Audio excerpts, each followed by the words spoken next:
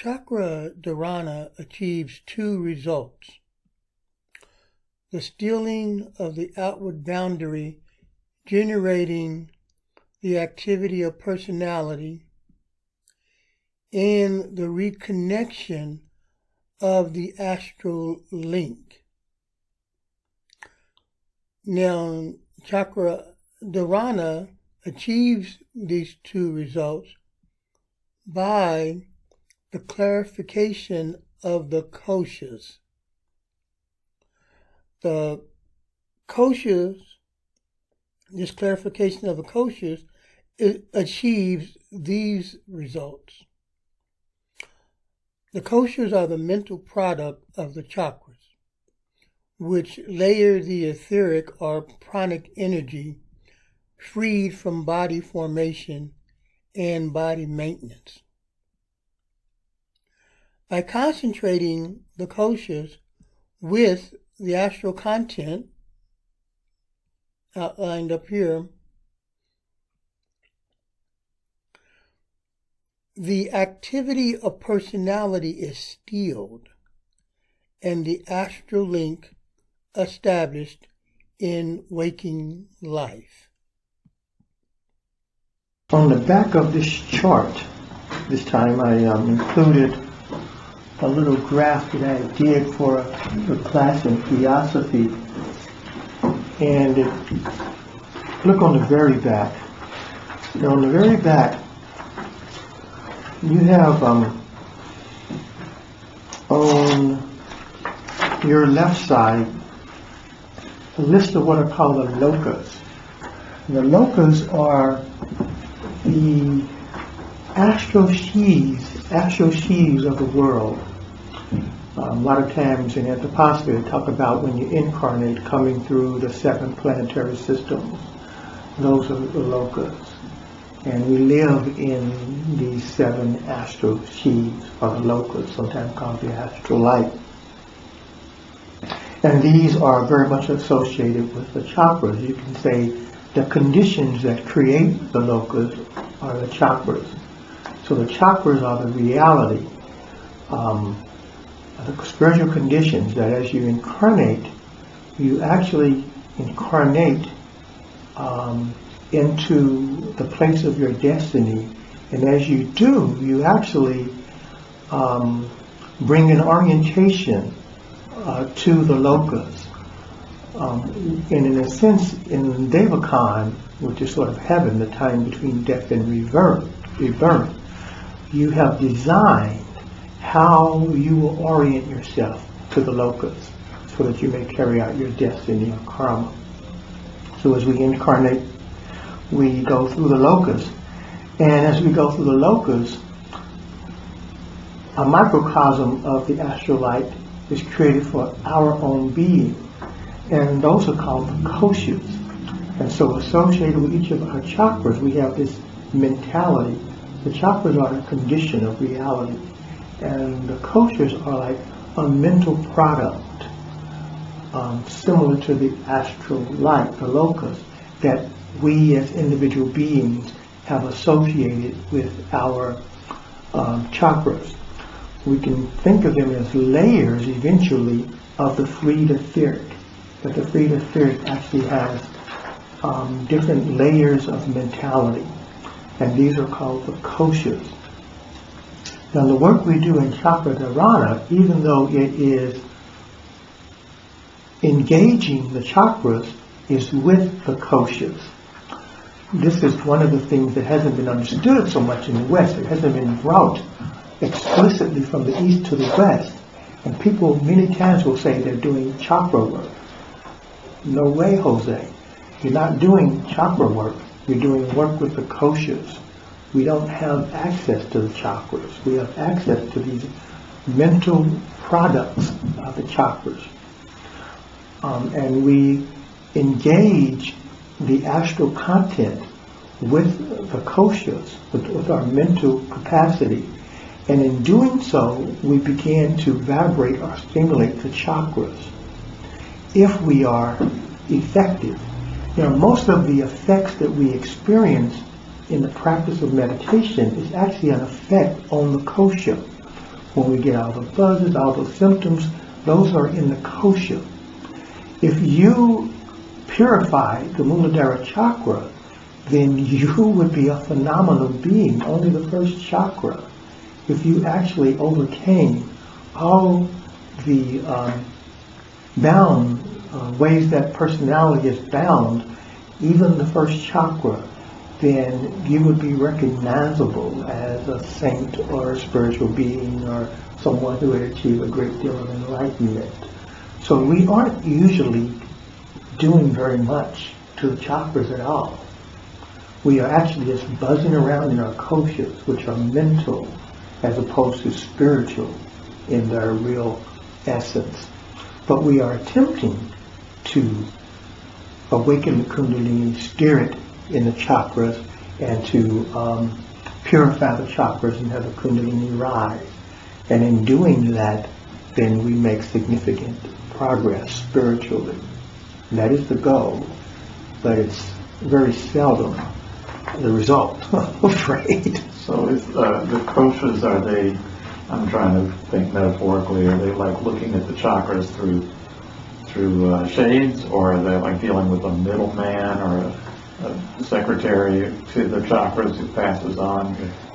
I mean, Think of the koshas as concept, and the actual thing is the chakra. Mm-hmm. And so you have the concept, and then you want to bring you want to utilize the concept to bring the actual reality, to contact the actual reality.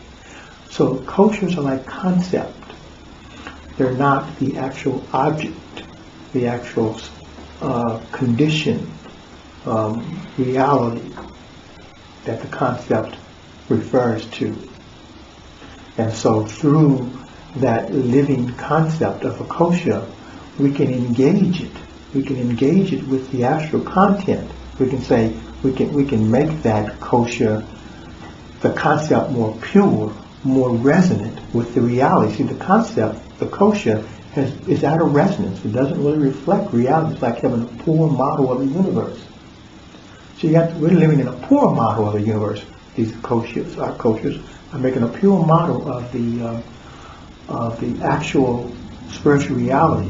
In Chakradharana, we're trying to bring this model back in line with the actual astral reality. And in doing so, enter into a resonance with that and have predictable effects in our spiritual life by virtue of now having a clear concept of that reality. And you can see, so associated really with each of the chakras, the one I don't have on here is one that we really don't work with, the Annamaya kosha, which is associated with the actual Muladhara chakra. The kosha above the chakra is the one that works on it. So when we're actually doing our work with the Muladhara chakra, we're actually using the Annamaya kosha to do that work. And so those koshas are the tool that we're using, trying to, I call clarify the kosha, because the koshas are unclear. The concepts are ambiguous. The mentality has been confused by our learning as we have developed. We have learned things because of karma and heredity that takes us out of our destiny and gives us a picture of the world that doesn't really allow for our growth. So I'm using the word learning, and growth is different. I'm using growth to be positive and learning to be a more general activity that we do in development. There's development that's growth, which moves us toward our destiny, moves us toward our karmic work.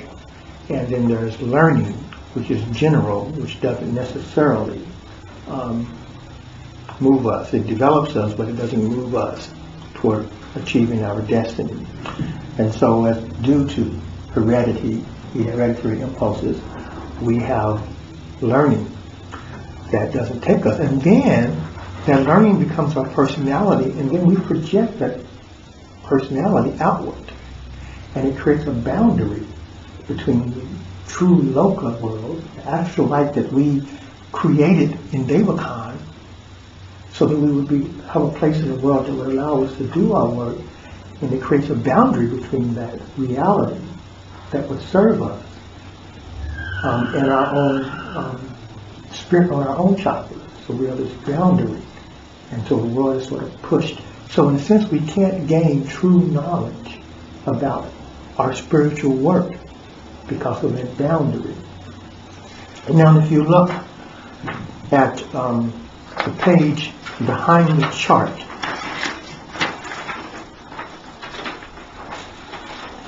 to give you a little sense of how this development works.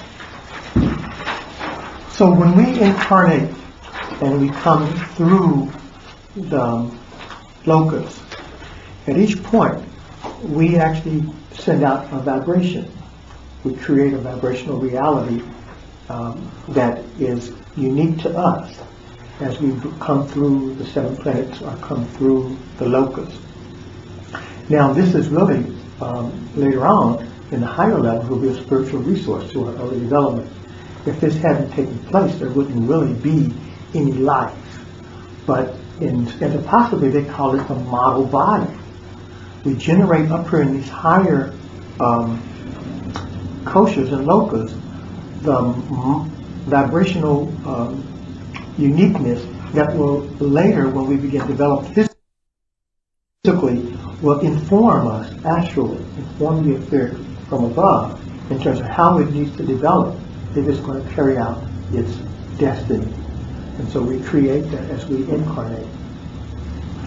And so in the chart here, you'll see, in a sense, the return of these vibrations.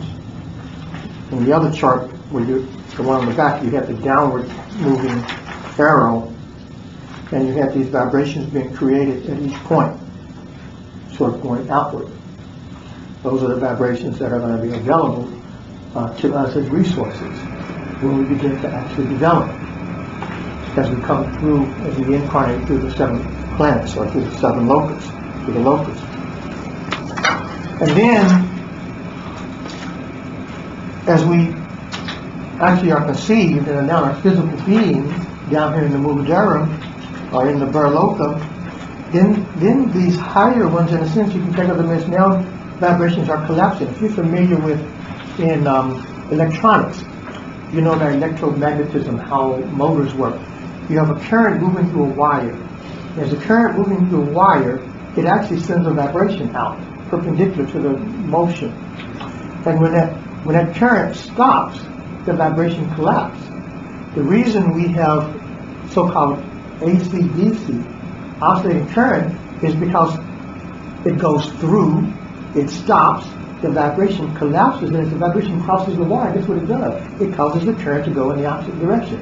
That's what AC/DC means. That's oscillating current. It's alternating current. And in a sense, that model works for what happens to us. As we come in, we have this current that creates this outward field. And to develop, this field has to come back. And as it comes back, it then is what actually does, in taking the hereditary stuff that it meets, it then begins to give that etheric stuff expression.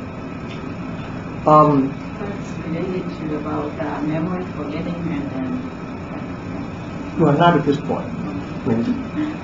Now, and so we have this upward moving current now as a result of these upward 2 actually vibrations coming back.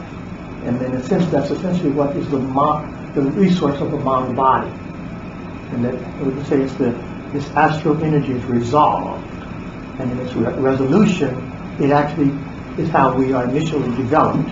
So it's a resource we have set as we incarnated.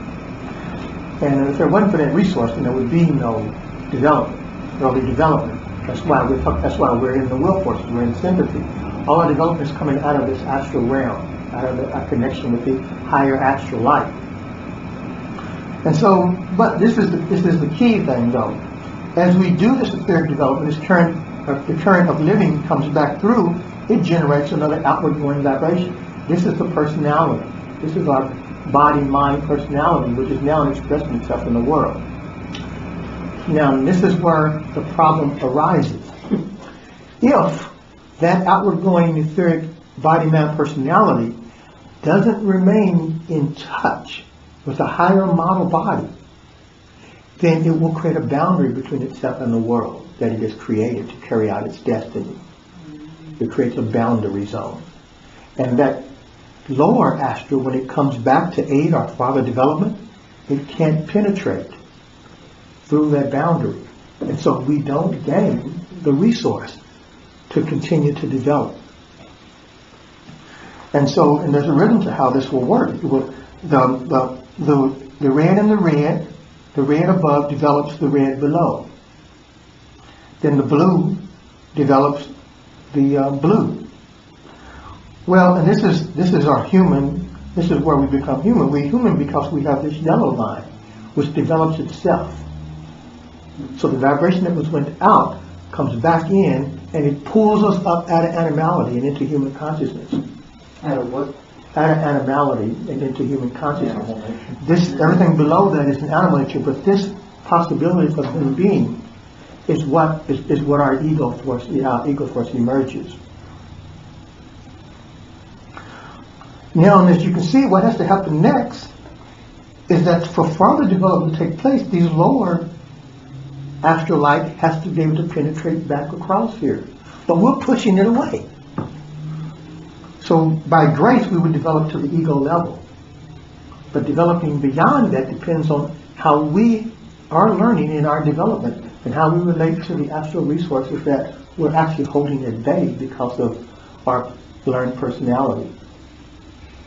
And so our work really is to overcome the hereditary influences and the environmental influences that have made us forget our relationship with the astral light, our destiny, and so to overcome this boundary that we set up between those resources in the world that we're designed to take advantage of, and what we now have, what has emerged as our personality as a result of our hereditary and environmental influence, which overcomes the model body influence from above.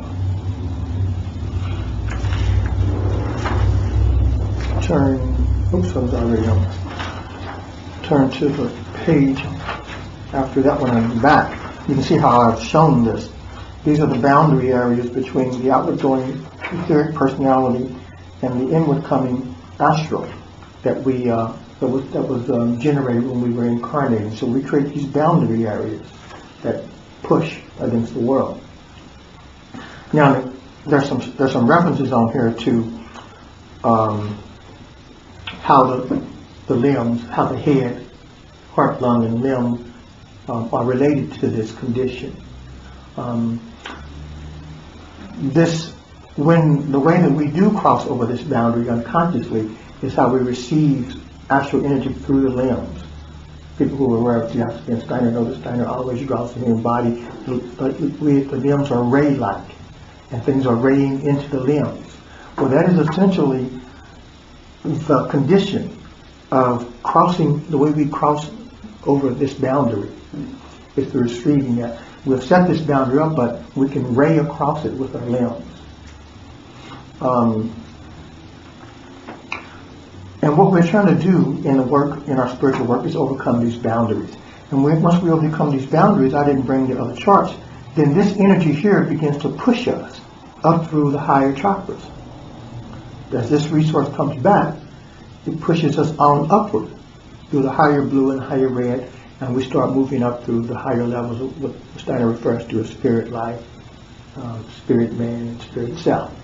So we have to overcome these boundaries, the personality aspect, to be able to gain the spiritual resources to continue our movement.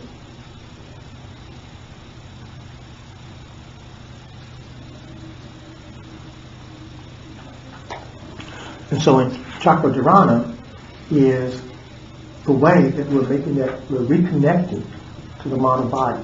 We're reconnecting to the astral link that we created when we incarnated, so that we can then begin to gain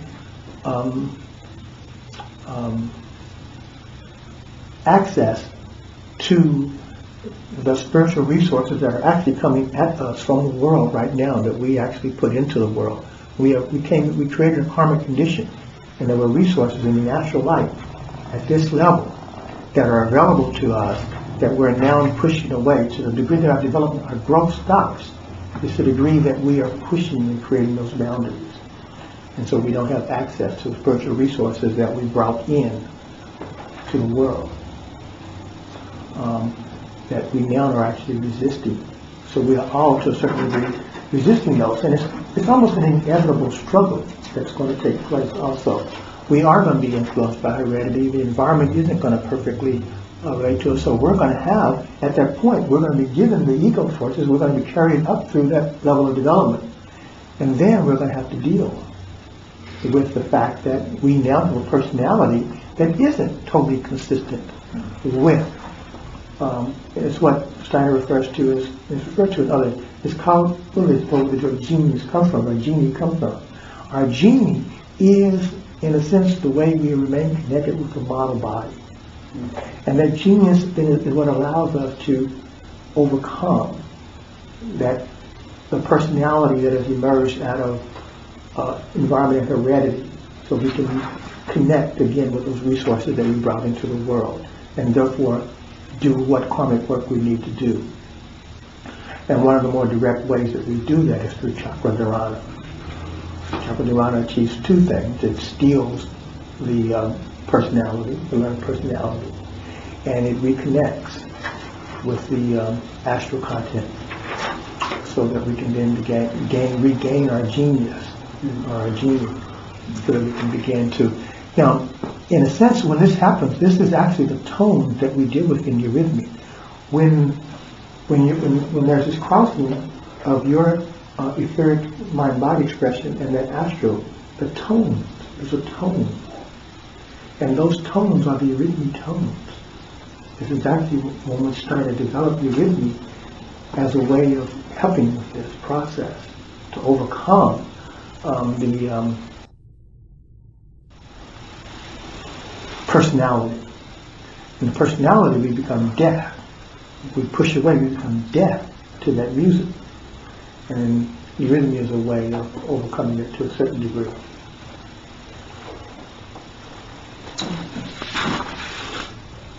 Any questions? No.